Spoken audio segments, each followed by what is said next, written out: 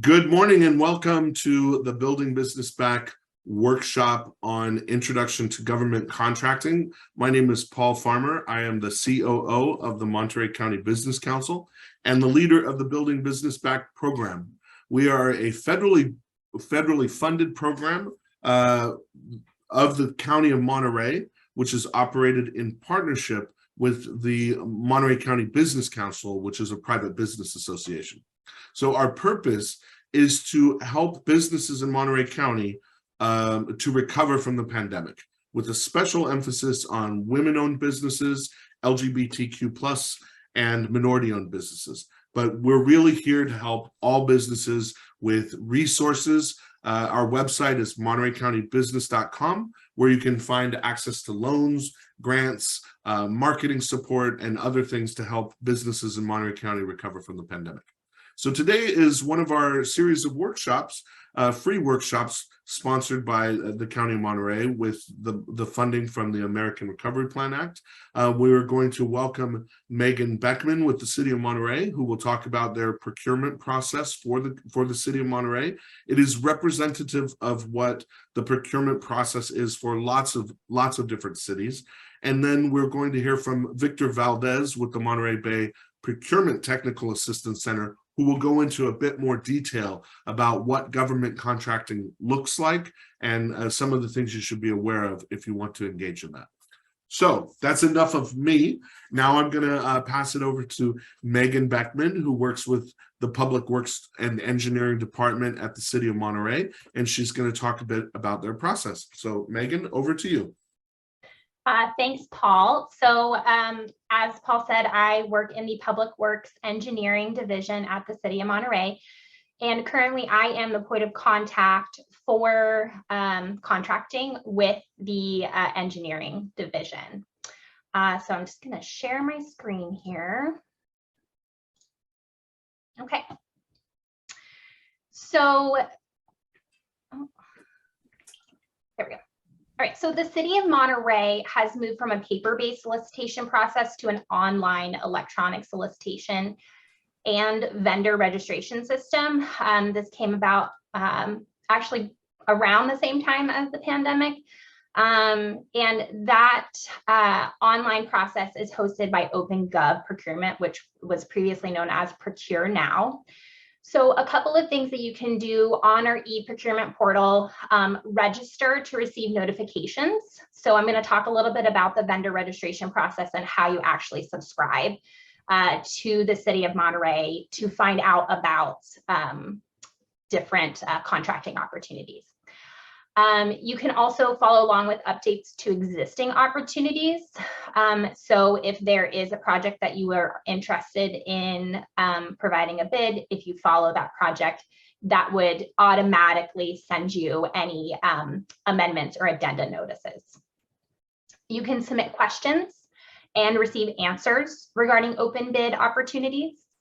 And the OpenGov procurement can actually guide you through the process of responding electronically to RFPs, bids, and ensure your bids have been accurately completed. So depending on the type of opportunity, there will be some required documents. And in the past, with a paper-based solicitation, if you did not include those documents with your bid, we would have to reject your bid. The nice thing about using the online electronic solicitation system is that if you try to submit your bid without a required document, it will alert you to that. You can receive near real-time support if you have questions about Procure Now. We have found that they are very responsive to questions. They have a really great chat feature. And ultimately, it's just your one location for all opportunities issued by the City of Monterey. I would say the majority of the solicitations on the city's e-procurement portal do come from the Public Works Department, but there are other opportunities as needed throughout the city for support for the what we do. Okay, so as I said, talk a little bit more about how to register. So to get started, visit our sign up page, and that's on the e-procurement portal, which you can access through the City of Monterey's website. You'll go to doing business and then bids and RFPs. So you'll enter your email address and then you'll receive an email to the provided email address to activate your account. This will take you directly to the City of Monterey's page where you can then subscribe, as you can see in the picture there. So click that and then you will be registered and receive automatic notifications of new opportunities that are posted. So there's no cost for vendors to register in OpenGov. So in order to register, to be a vendor for the City of Monterey, you will complete the vendor registration through OpenGov and provide their required documents. One thing to keep in mind, just make sure that you're maintaining an updated profile on the site. That way, it'll be easier for you to submit solicitations. But also just to make sure that if you're subscribing, you want to be notified of specific products or services that are pertain to your business. And if you are maintaining an updated profile, it just makes sure that our files remain current and you're getting the notifications that you want or need. Okay. So part of this webinar is to help local businesses get back on their feet after the pandemic. So I wanted to let you know that we do have, as part of our city code, a policy that encourages contractors who receive public works contracts to hire residents from the Monterey Bay area. So a contractor who's submitting a formal bid to the city for a public works project must promise to make a good faith effort to hire qualified individuals who are residents of the Monterey Bay area in sufficient numbers so that no less than 50% of the workforce, including subcontractors, is comprised of Monterey Bay area residents. So these are specifically for formal bids. Formal bids for public works contracts are projects that are estimated to be total $150,000 or more in a not to exceed amount. And then depending, the city does post projects for the Presidio of Monterey. We have an intergovernmental service agreement with the Presidio of Monterey to provide maintenance and engineering services. For those public works projects that are formal, they would be, they are required to have a good faith effort for local hire, but it's different because it's federal limits for those. So this is specifically for city funded public works projects. So good faith effort, what that means, what we are looking for you to do, contact local recruitment sources to identify qualified individuals who are Monterey Bay area residents, advertise in trade papers and newspapers of general circulation in the area. If there is work that is to be performed by subcontractors, identifying qualified subcontractors who their workforce includes Monterey Bay area residents, and then developing a written plan to recruit Monterey Bay area residents as part of the construction workforce. If the specific project does include subcontractor work and there is a local hiring requirement, it is required that all subcontractors also include with the bid a good faith effort to hire local residents. So this is just a way that the city has been and will continue to try to support local businesses. Okay, and then the last thing, in order to do business with the city, you are required to have a business license. And if you're currently doing business in the city, you probably already have a business license. But this would be a stop point if you were selected to get a contract with the city and did not currently have a business license, you would need to apply for one. And that can be done through our revenue division at the finance department. That is all that I have specifically, unless Paul or Victor, if you had any questions or comments. Yeah, there, and if anybody else has any questions, they can put them into the chat box. There is a question Victor has. Go ahead, Victor. So my question was, how does the city of Monterey, per their 50% requirement of using local labor, you use the term Monterey Bay Area. Does that mean like Monterey County, or can it be Santa Cruz, or?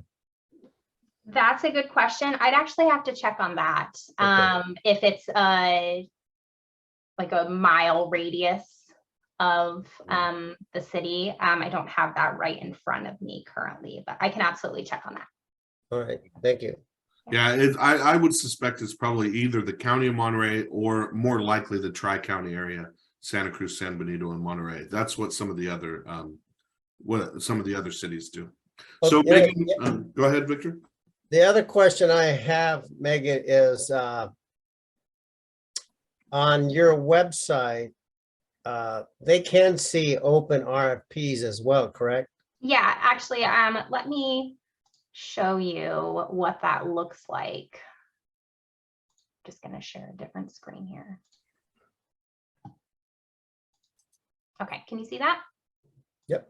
Okay, so if you were to go to our City of Monterey website and click on open bids, it's actually on the website, but this is where you would go to on OpenGov.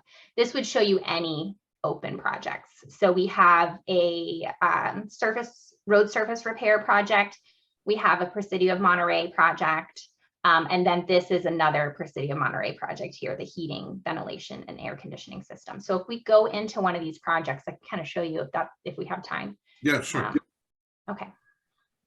So you would open this.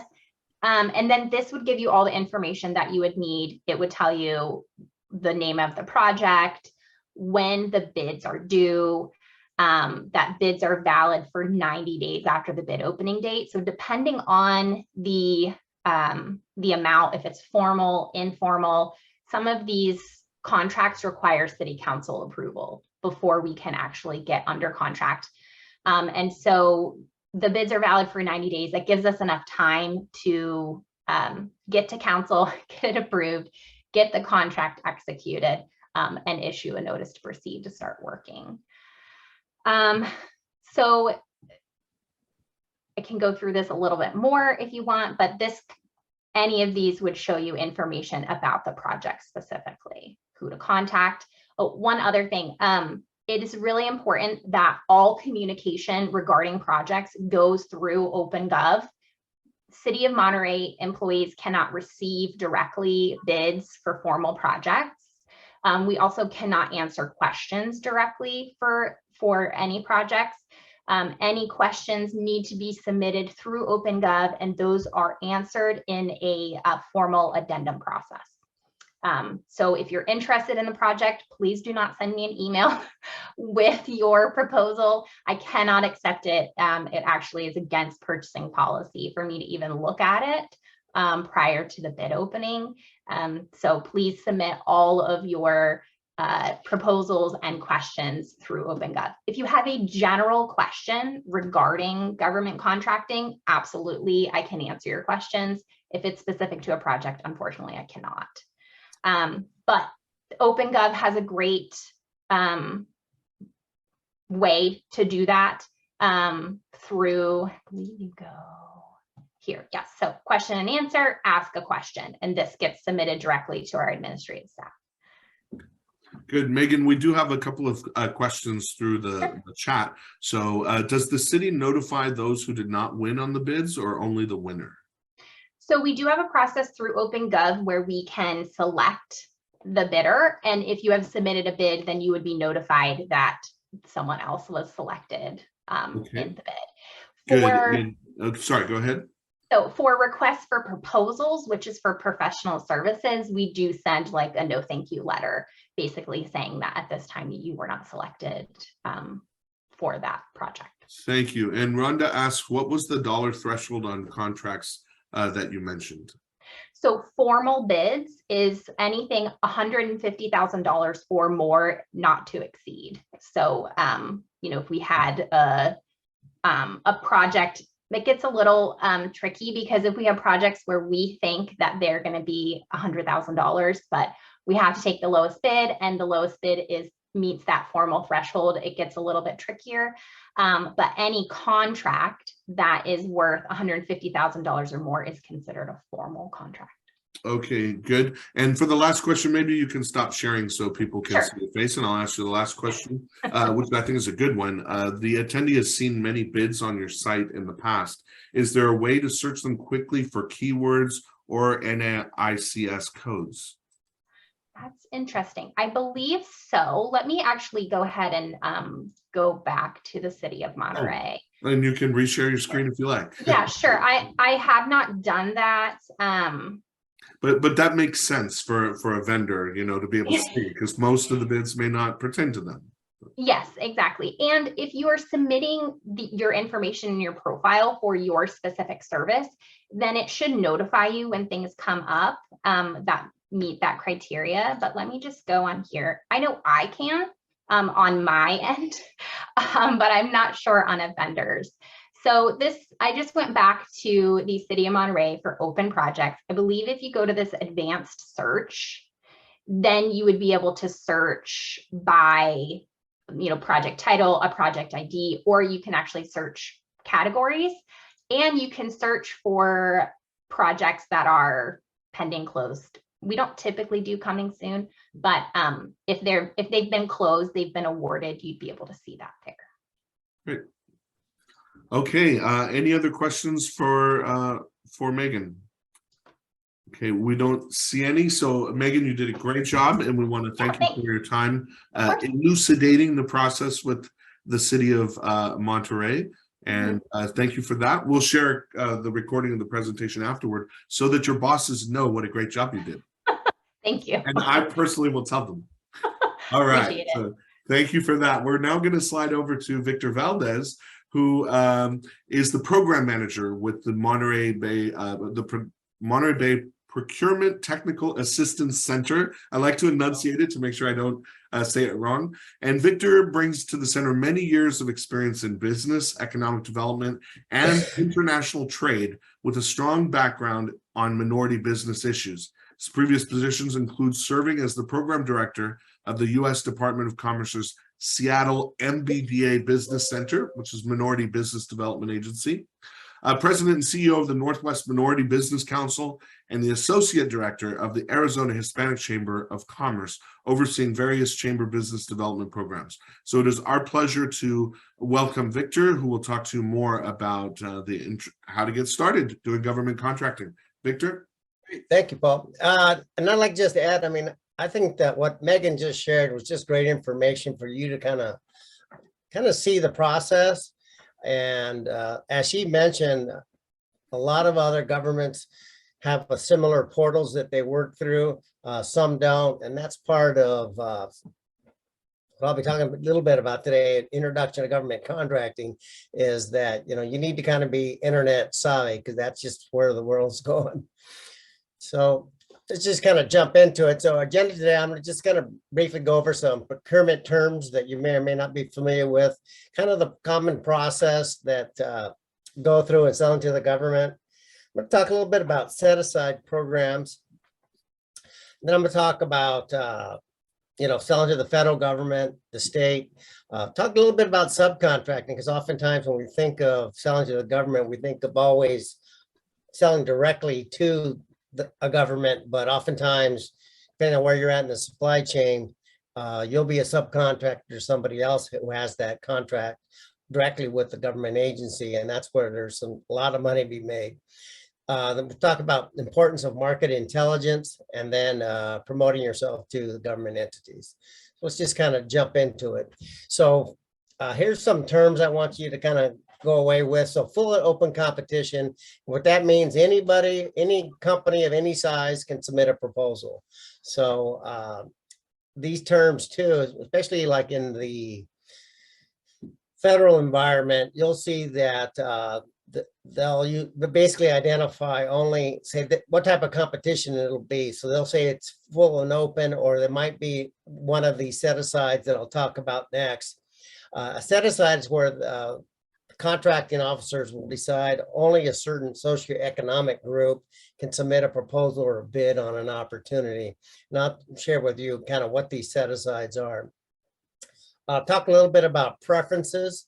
It's kind of real similar to what Megan was just talking about as far as the local hires on their contracts over $150,000. A lot of government entities, especially at the smaller level in the state of California, will have preferences. And I'll talk a little bit about that. Request for proposal and request for quote. So there are two different things. For proposal, basically what the government is looking for you to do is provide a solution to a problem they have. You know, they have a need, but not only is it price, but how are you going to accomplish solving their problem? So oftentimes the solution you provide is more important than the price. The price is certainly an evaluation factor, but it's the whole thing. Now, request for quote, basically it's like lowest bidder is going to win the contract. Saying that though, that is not always the case. That's a misperception a lot of people have. Basically, it's lowest responsible bidder, because again, if somebody submits a quote that is so low compared to everybody else's, it's probably obviously that they've made a mistake somewhere, something's missing, and then the contract won't be awarded then, because maybe in the quote they can identify, you know, what they forgot, and so just be clear on that. And a request for information, RFI, is typically during the time where a government entity contracting officer is basically looking at who's out there, who's looking to maybe pursue this opportunity. So they'll ask for information. Oftentimes they're doing this when they're looking to set aside a contract for a certain socioeconomic group, depending on the responses they get. And again, we'll talk a little bit more about it. This last one I just added, it's called authority. And so in the procurement and government contracting, different people have different authority to sign contracts. So one person, their authority might be $50,000, but somebody they report to might have an authority that goes up to $1 million. So it's going to vary, but that is important to know. And it's important to know too, that oftentimes when you're talking to somebody about say the city or the county or say a federal agency, is know that oftentimes the person you're talking to may not have any authority. They may influence the process, but they have no authority. Oops. There we go, skip one. So this is basically the common process. Basically, you register with the entity. So with the federal government, you're going to register in the system with SAM. As Megan just showed you, to sell to the city of Monterey, you're registering through the portal that they're using. So you'll see that you'll have to register your company. One thing when you're registering, oftentimes they're going to ask you for a code that identifies the type of business that you're in. So there's different, and one of the things is there's not one universally used code. So for the federal government, they use NAICS codes, North American Industry Classification System codes. A lot of local government entities use NIGP codes. That is the National Institute of Government Purchasers. State of California uses this United Nations standard products and standard commodity, what is it? Services code. Yeah, but again, just realize that you're going to maybe have to research exactly what code applies to you to enter into their system. You got to go out and do your market research, really who's buying what it is you sell. Like I mentioned earlier, it could be that the nature of your business, you would never sell directly to the customer. you're going to sell to somebody else who is the prime with the government customer. You need to go out and find where RFQs and RFPs are posted. So you saw how the city of Monterey does it. The federal government does it in a different way through a portal called sam.gov. I'll show you this, how the state does it. And then when you get down to other governments like counties and cities, they all do it in a similar way, but oftentimes they're slightly different. Actually, on Thursday, we're going to talk in detail about how you go out and find RFPs, RFQs. You'll prepare your offer, and then the debrief is something you want to do internally. If you won the contract, you're thinking, great, is there anything we could have done better? Could we have maybe squeezed a little more profit out of it, or et cetera? If you didn't get it, maybe kind of going back and look. I know in the federal process, you can actually ask for a debrief. So you can ask the contracting team, hey, we didn't get it. I'd like to talk to you about what we could have done better to maybe be more competitive next time. So that's important that you afterwards really figure out why you didn't get it. So let's briefly talk about these set-aside programs. So as I mentioned earlier, and the state does this as well, and I'll talk to you a little bit about that here in a second, but on a federal level, government agencies can set aside a contract for a specific socioeconomic group like the ones you see here. They've done their request for information. Companies have responded to that. So they say, hey, we saw 10 companies that look, each one of them are qualified to do the kind of work that we need done that fit within this socioeconomic group. So let's go ahead and set aside that contract for them. The most common set aside that you'll see in the federal marketplace is small business. So if you're not aware of whether you're qualified as a small business or not, the SBA has what's called a small business size standard table. You can go just type that in the internet browser and you'll find it, or go to their website and you'll be able to look up your company. They use NAICS codes, so you'll be able to find your company and see whether you qualify as a small business or not. It's typically, you'll be surprised at how large the number is for small businesses.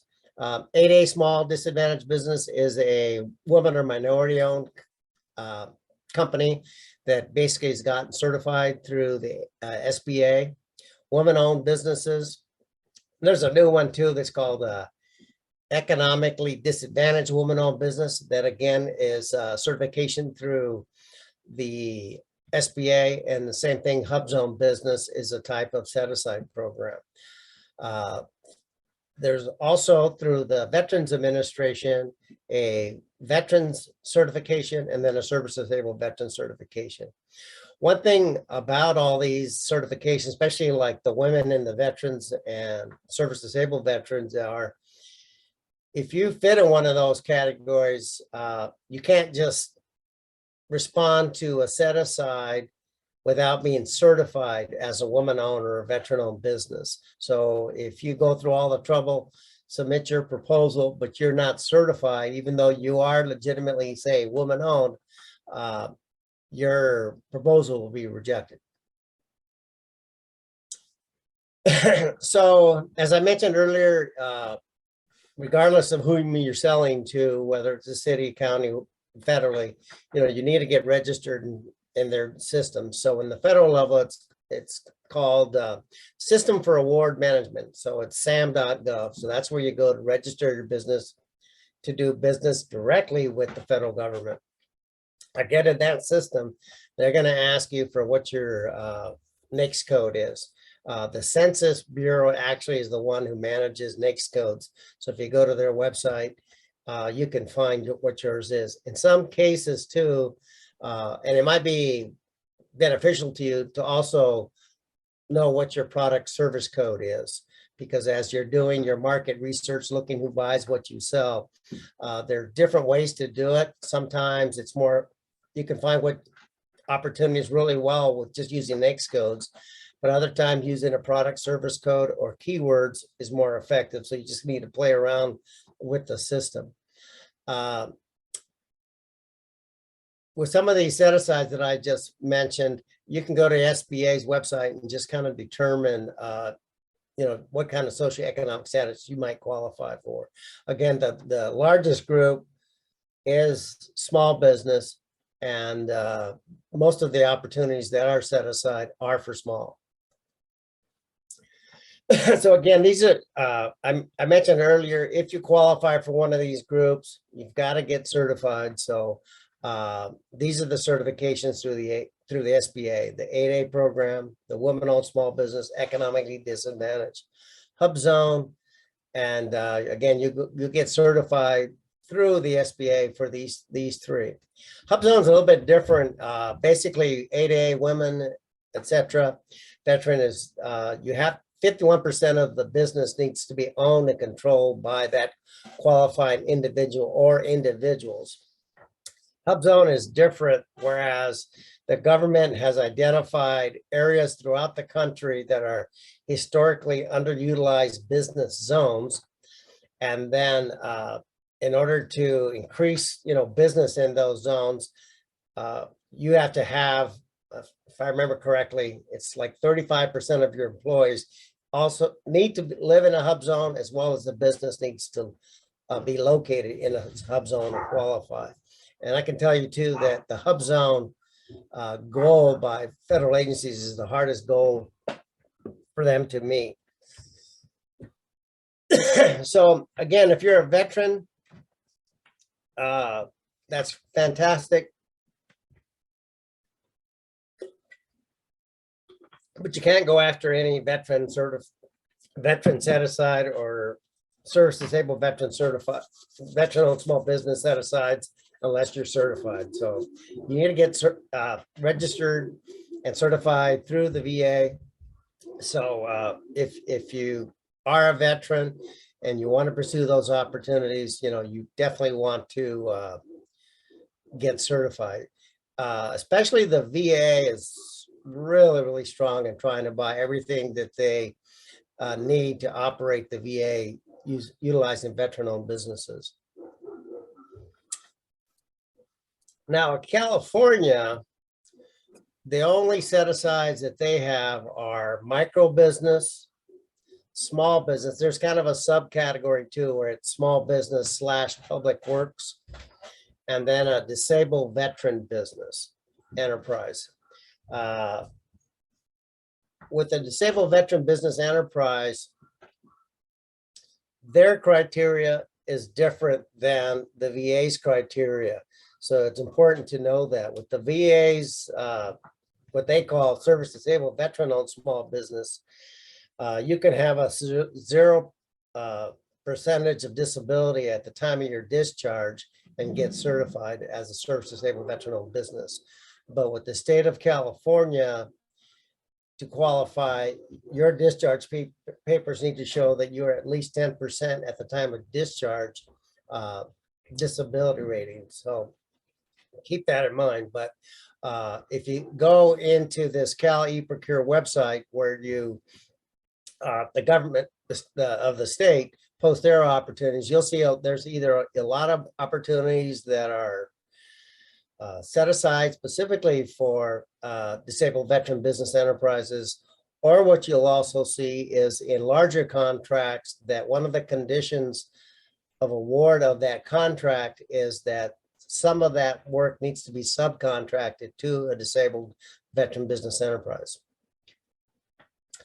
So with the state, they have what's called Cal eProcure, and there's the website up top, and this is what their homepage looks like. So again, as I mentioned at the very beginning, you need to register your company in these various databases that are out there. So this upper left-hand quadrant is where you register just to sell to the state. And that's where, like in the city of Monterey's website, where you go in there and you put in information about your business that then will generate emails being sent to you about contracting opportunities that match the profile that you've set up. One of the things when you're setting up these profiles for your company too, is that when you set them up, you can always go back afterwards, if you're getting too much stuff, narrow it down, or if you're not getting enough, kind of go back and take a look at it.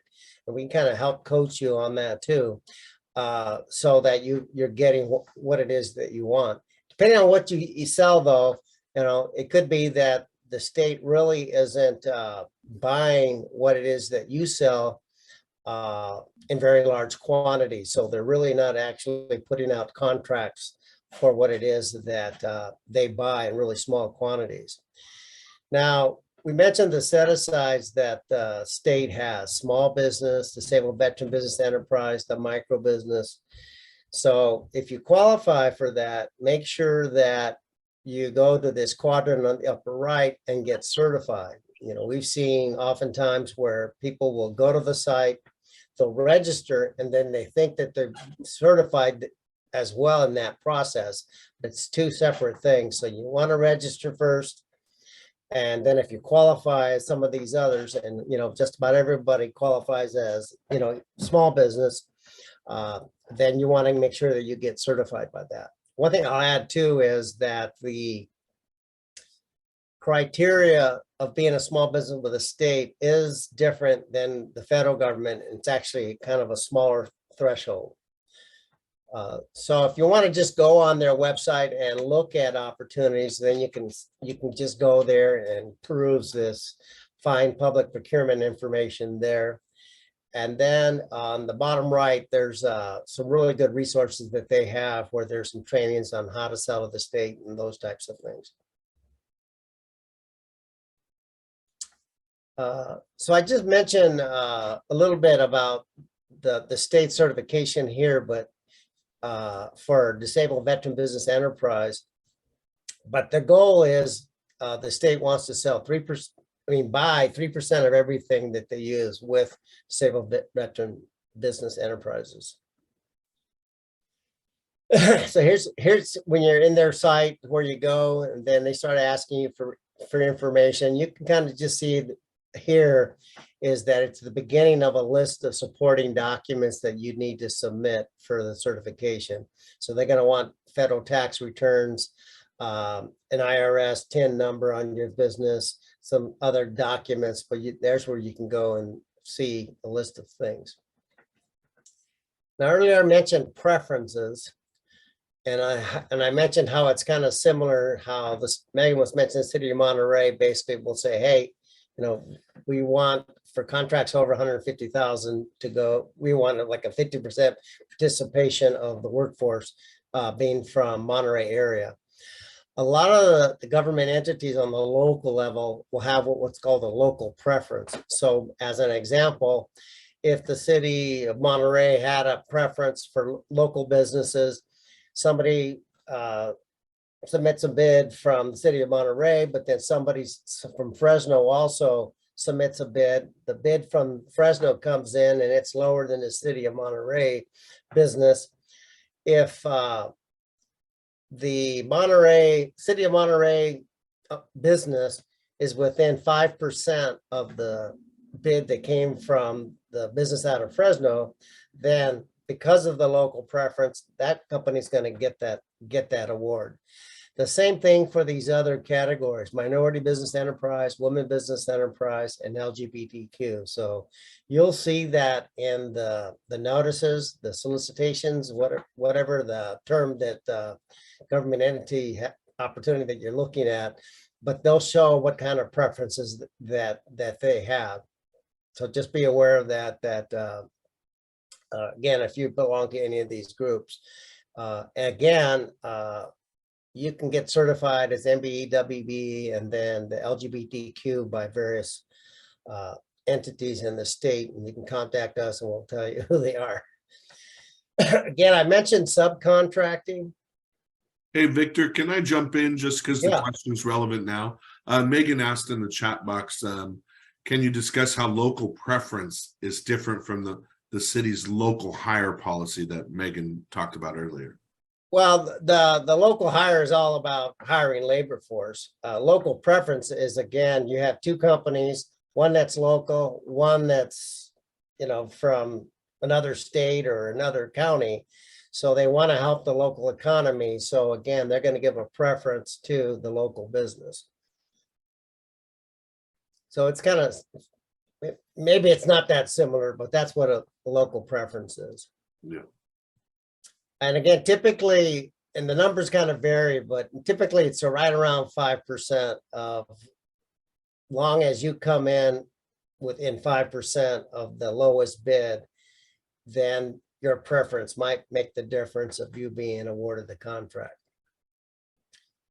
So with subcontracting, oftentimes what you'll see, especially if there's federal dollars in a project, and oftentimes what'll happen is sometimes, it's say the city that has a project, but they receive grant money from, say, a federal agency. So then all of a sudden, whoever they hire as the prime contractor then has to meet the subcontracting goals.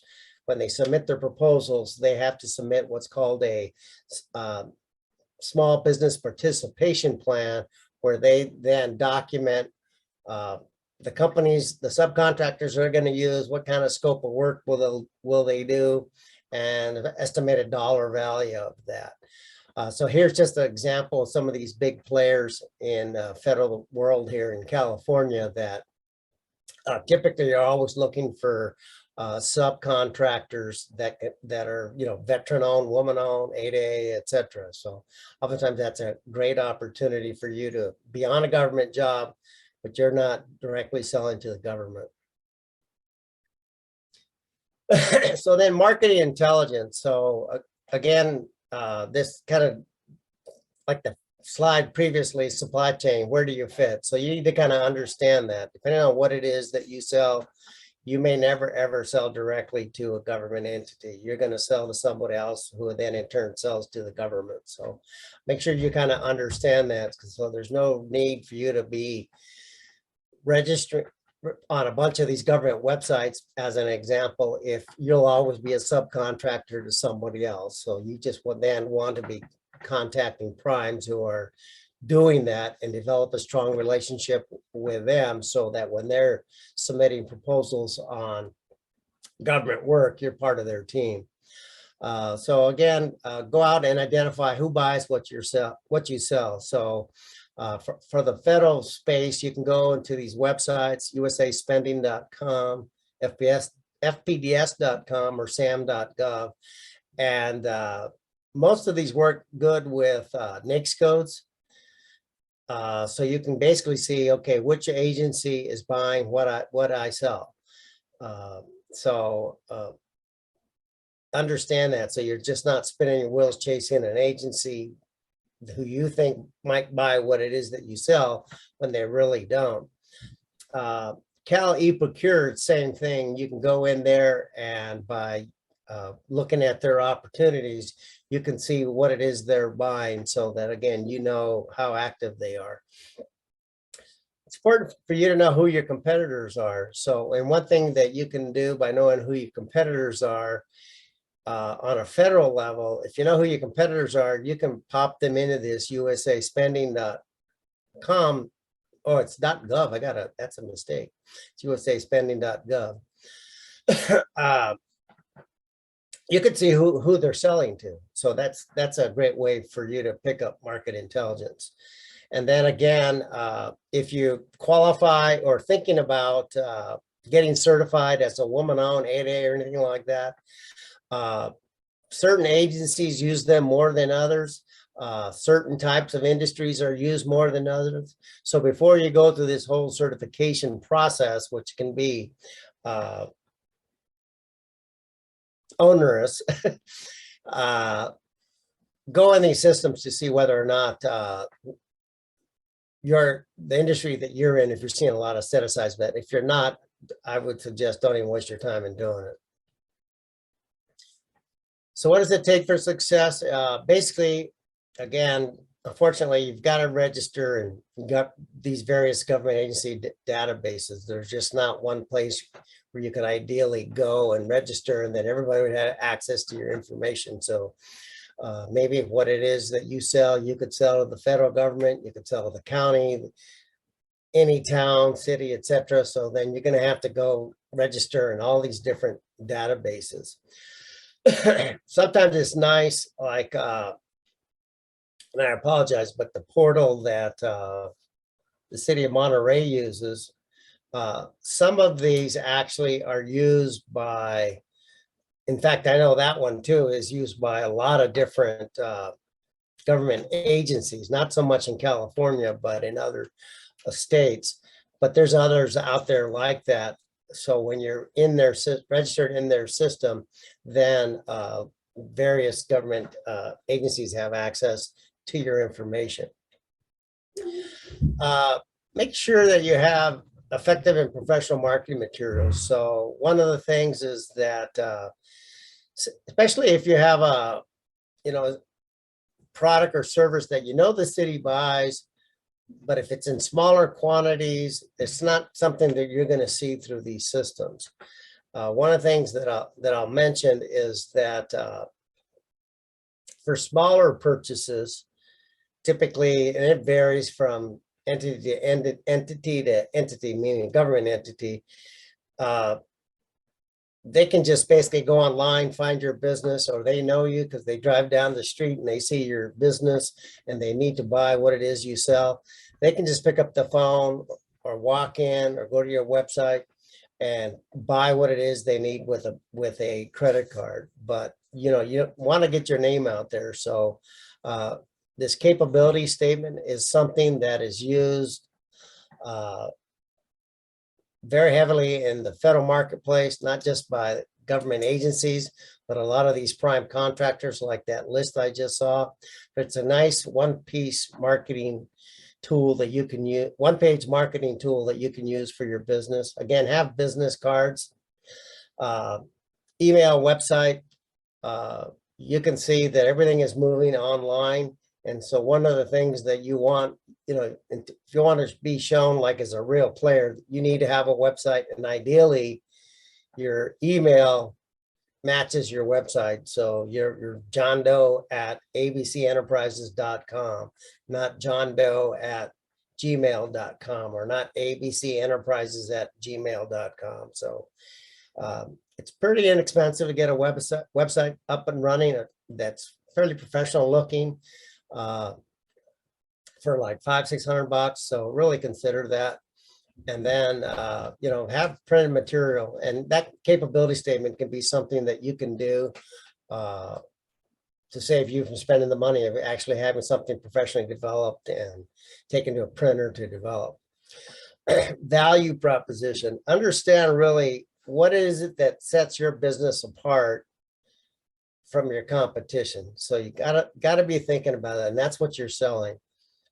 One of the things that I'll mention about the socioeconomic stuff, the certifications, is people think that they'll do business with me because I'm a veteran-owned business. Well, they want to do business with you because you're really good at what you sell. Your product's really good. The fact that you're a veteran-owned business is icing on the cake. So make sure that you really define what your value proposition, and everybody on your team can articulate it. Make sure you have adequate resources. A lot of this stuff, I always tell people it's a marathon, not a sprint. So you got to start doing your homework, doing your market intelligence, who's buying, what I'm selling, etc. So make sure that, again, as far as resources, you have the right people that you sign to exclusively maybe start doing just government contracting, start doing the research, etc. You may need, if you get into, say it's construction stuff, and you're successful in the private industry, you never really had to have performance bonds, things like that. So, but in the public sector, that is required. So if you're looking to get into that, you need to start talking to a bonding agent. Lines of credit are important because the government's notorious for slow pay. So be aware of that. Be web savvy, like I said, and you'll see a lot of this Thursday, is that a lot of these websites are similar but different. So to find where they're posting their RFPs, it's not always intuitive, and you'll see what I'm talking about. And this last one says accept government credit cards. That just means being able to accept like a Visa or MasterCard. And again, especially with the smaller purchases. So with promotion, so again, the capability statement, and just briefly, capability statement is one sheet of paper, either on one side or the back side, that's got information presented to contracting officer or somebody, you know, that's in the procurement world that has information that they want to see. It's just going to be a little 2 or 3 sentence, kind of like an elevator speech saying what it is you do. There'll be some places where you want to put bullet points of specific things that you do, information about your company. If you're registered in these systems, the numbers that have been assigned to you, whether you're qualified and have been certified as woman-owned, those kinds of things, you want that there. And then you want to add your past or present customers there so people can see that. So they get a real quick snapshot of your company and its capabilities. Ideally, what you want that capability statement to do to drive people to the website to learn more about your company. Outreach events. So on a fairly regular basis, they basically halted during COVID, but they're starting to come back. But there are outreach events there where different entities will basically have events on how to do business with, say, their agency, or many cases, there'll be a lot of agencies partnering together at an event so that you can meet with a lot of different people all at once. Like as an example, on August 17th in San Jose, the Navy is going to do a presentation on how to do business with the Navy. That's going to be fairly small, but in San Diego, there's an event in early September that's huge. It's been going on in the 90s, called the Gold Coast event, that you get all kinds of government agencies participating in that, not just the Navy. And then you also see a lot of large defense contractors there that have to meet these small business subcontracting goals. So it's a great outreach event.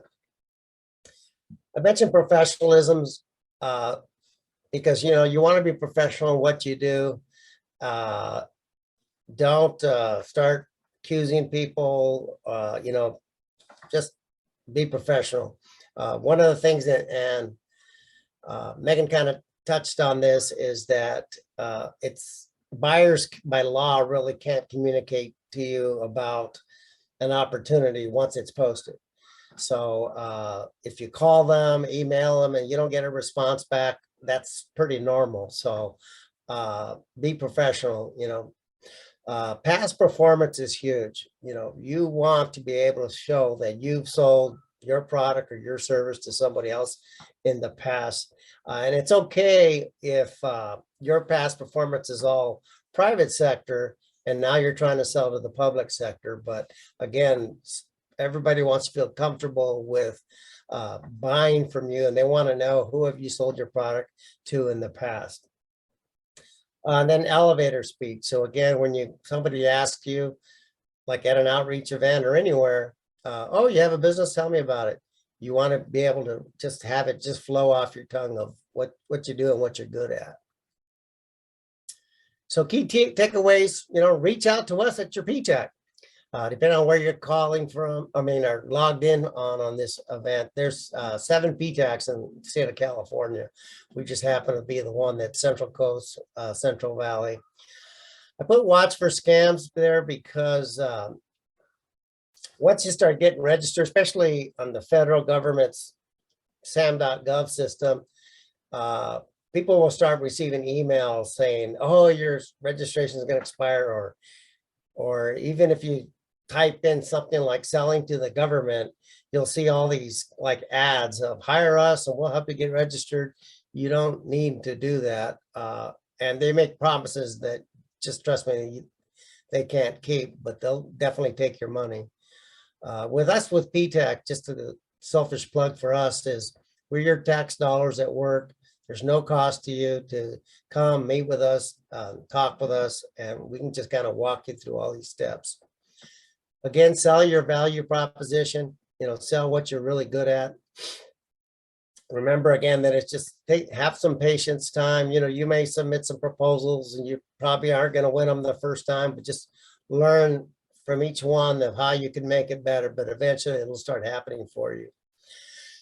Again, these micro purchases, those are really important. Oftentimes too, if you make a good impression, the government entity might, just do a small purchase with you just to kind of try you out, and maybe then another one, but like slightly bigger. So eventually it gets to the point where they're going to have a contracting opportunity. You'll have to compete more, but you've already developed that relationship with them, and that'll come out when they start doing that valuation that they've done work with you in the past. You've been good to work with. You've delivered everything that you said you would, etc. So that's really important. Town, city, county opportunities. That's one of the things that oftentimes when we talk to people is they're all focused on federal opportunities, but oftentimes to again develop, especially past performance. Think about the town, the city. Think of even school district, water districts. All that's government. So all of that helps to build past performance that you can share with another prospective customer. And then make sure you identify your resources, who internally, who's on your team that you think is going to be the best to work this. And then externally, it's like using us at PTAC to help you on your journey. So with that, perfect. All right, good job. And as we start to wrap up here, Victor, we did have one question that came in, which was, do service companies need product service codes? You need to know what they are. But when you get into services, they're not as clearly defined as products. So I would just go in there and see if one is a good fit for you. I mean, they're really general. And what you'll probably see then in that case is that the NAICS code becomes more important. Okay, good. And on his last slide there, Victor talked about looking at local opportunities with city and county procurement. This completes our workshop on introduction to government contracting. We'd like to thank you for your attendance and invite you to the next workshop, which is on how to find government contracts. And we will also look specifically at some links that the Building Business Back program has put together, where you can see all of the city procurement websites and the counties all together. So we'll look at that on Thursday, 4th, or if you're watching this online, then we will have recorded that as well. So I just want to thank Megan Beckman from the City of Monterey and Victor Valdez with the Monterey Bay Procurement Technical Assistance Center. Again, I'm Paul Farmer. This is the Building Business Back program, a County of Monterey program funded through the federal ARPA program. So we want to thank you again for joining us, and we hope to see you again at a future workshop. Thank you. Thanks, Megan and Victor.